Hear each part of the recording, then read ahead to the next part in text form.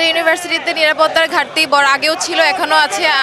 যদি তারা মানে কোনো ব্যবস্থা গ্রহণ না করে তাহলে সামনেও থাকবে। কারণ আপনারা ইতিমধ্যে জেনেছেন যে আমাদের একজন ভাইকে, আমাদের ক্যাম্পাসের বড় ভাইকে বহিরাগত এসে মেরে চলে গেছে। তো এই বিষয়ের দাবিতে তো আমরা আজকে দাঁড়িয়েছি। তো আমরা এইভাবে কোনো দাবিতে ভাই বারবার এসে আমরা দাঁড়াইতে চাই না। আমরা চাই না আর কোনো ভাইয়ের প্রাণ যাক, আর কোনো ভাইয়ের জন্য বারবার এসে রাজুতে ভিসিতে এসে আমরা দাঁড়াই।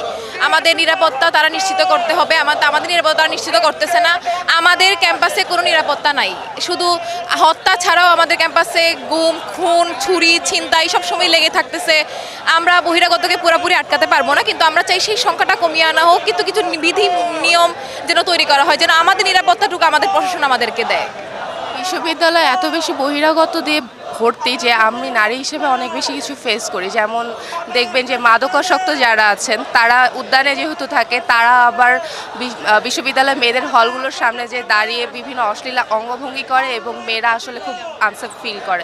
এবং আপনারা যদি দেখে থাকেন যে সুফিয়া কামালের হল থেকে এই যে টিএসসি পর্যন্ত যেই জায়গাটা, এটা রাতের বেলা অন্ধকার থাকে এবং এটা প্রচণ্ড অনিরাপদ থাকে। কারণ ওখানে দেখা যায় যে অনেক রকমের মাদকাসক্ত মানুষেরা ওখানে বসে থাকে এবং আড্ডাবাজি করে। তো তারা আবার মেয়েদেরকে ইফটিজিং করে, তো মেয়েটার ইফটিজিংয়ের শিকার হয়। তো আমরা মেয়ে হিসেবে অনেক বেশি আনসেফ ফিল করি এবং আমরা অসংখ্য আমরা প্রশাসনকে অভিহিত করেছি এবং এটা নিয়ে আমরা স্টেপ নেওয়ার চেষ্টা করেছি, কিন্তু এতদিনও সেটা হয়নি। প্রক্টর মহোদয় আমাদেরকে বলেছিলেন তাদের টিম আছে, কিন্তু আমরা সেরকম কোনো ফলাফল দেখতে পাইনি। আমার দাবি হলো, যেহেতু তারা আমাদেরকে নিরাপত্তা দিতে পারছে না, তো তারা অবশ্যই তাদের পদত্যাগ দাবি করছে আমরা।